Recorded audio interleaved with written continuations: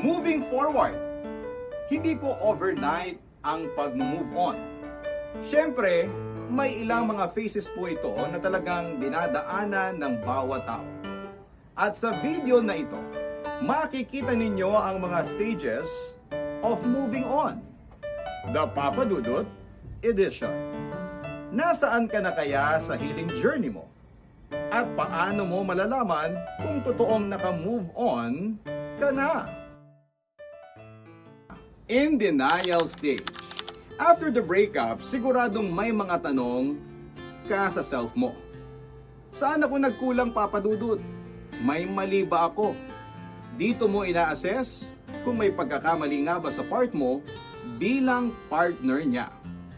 Ito rin yung pinakamasakit. Fresh heartache. Kaya naman, lahat ng bagay na related sa kanya, naaalala mo. Ultimo dahon ng malunggay, maaalala mo siya. Kapag may kapareho siyang pabango, naaalala mo rin siya.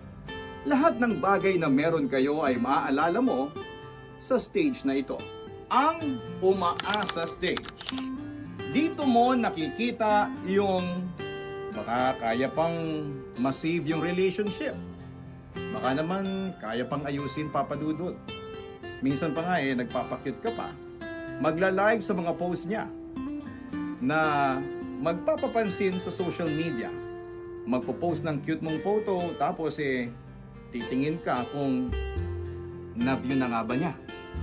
Kahit 80% sa sarili mo, alam mong malabo na, susubukan mo pa rin kasi hopeful ka na nga sa kanya. Ang stalking stage. Ikaw ay nagiging isang pulis. Dito mo tinitingnan yung mga nagla-like sa mga post niya. Chine-check mo kung online nga ba siya. Siguro kasi, hindi ka pa ina-unfollow or binablock. Nakatuto ka sa mga accounts niya at tinitingnan mo kung may bago na nga ba siya. Ba't ang bilis ko mag-print ng damit, ha?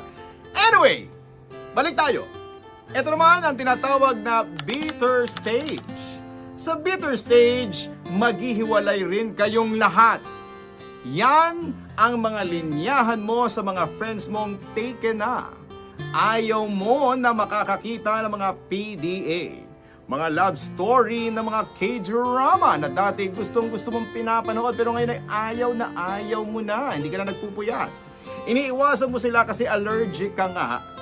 Kapag tinatawag ka na ng kilig, makikita mo na rin sa stage na ito yung mga reasons na buti na lang, hindi na kami.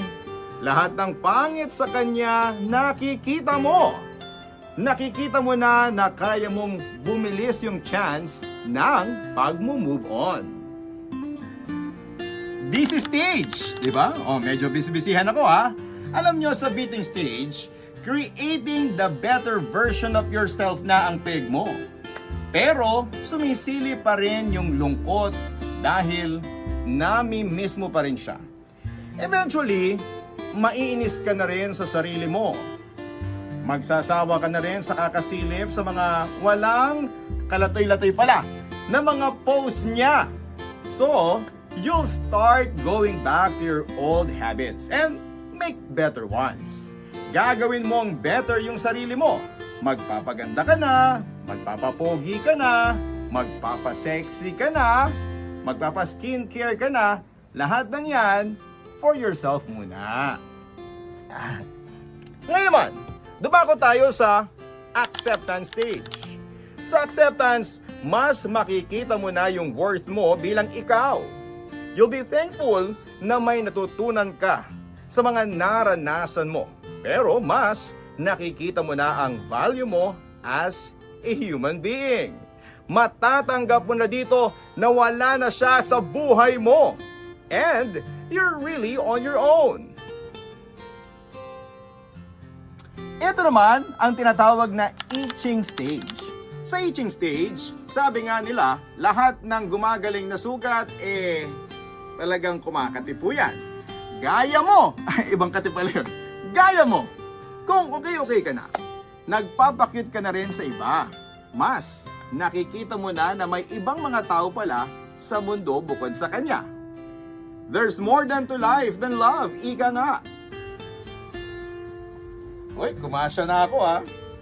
Kaya naman para sa mga kabarangay natin na kailangan ng oras para mag-move forward sa kanilang buhay, take it easy mga kabarangay.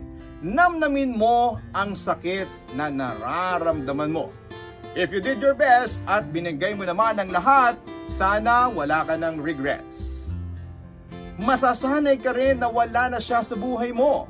Tandaan mo, the best is yet to come. Happy Valentine's mga kabarangay!